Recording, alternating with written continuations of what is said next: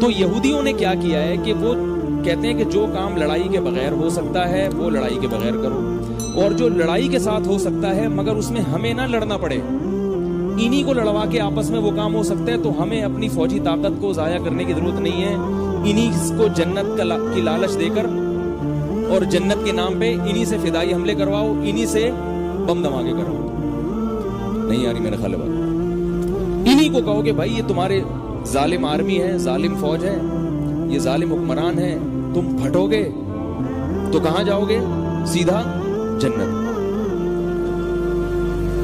وہ تو پتہ نہیں کہاں جا رہا ہے، لیکن اس پھٹنے سے نتیجہ کیا نکل رہا ہے؟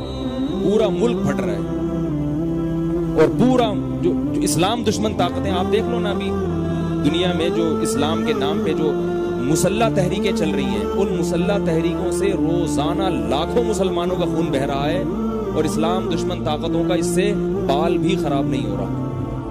لاکھوں مسلمانوں کا خون روزانہ بہہ رہا ہے، مسلمانوں کی آرمی کمزور ہو رہی ہے، اس سے جہاں بھی دنیا میں لڑائیاں ہو رہی ہیں اور بغاوتیں ہو رہی ہیں۔ اس وقت ہم نے بڑے علماء سے سنا ہے کہ اس وقت مسلم ممالک کی حفاظت کرنا یہ سب سے زیادہ ضروری ہے، اور اس کے لیے آپ کو برداشت والی پالیسی اختیار کرنی پڑے گی۔ ابھی ہمیں کرنا کیا ہے وہ میں انشاءاللہ اس پریزنٹیشن کے آخر میں بتاؤں گا کہ ہم اپنے ملک کے لیے کیا کر سکتے ہیں اور ہم اسلام کے لیے کیا کر سکتے ہیں، وہ میں انشاءاللہ بعد میں بتاؤں گا۔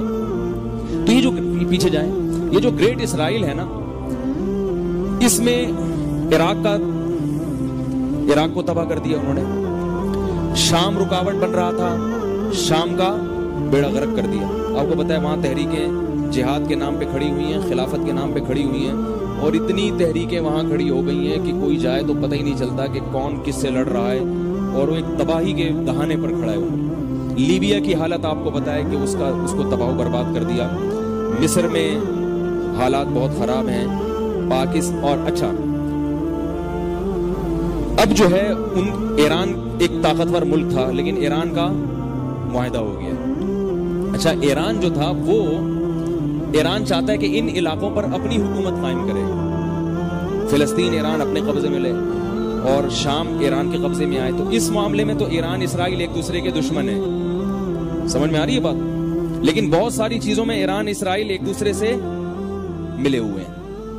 عربوں کے خلاف ایران اور اسرائیل کا اتحاد ہے، پاکستان کے خلاف بھی بہت ساری سازشیں ہو رہی ہیں۔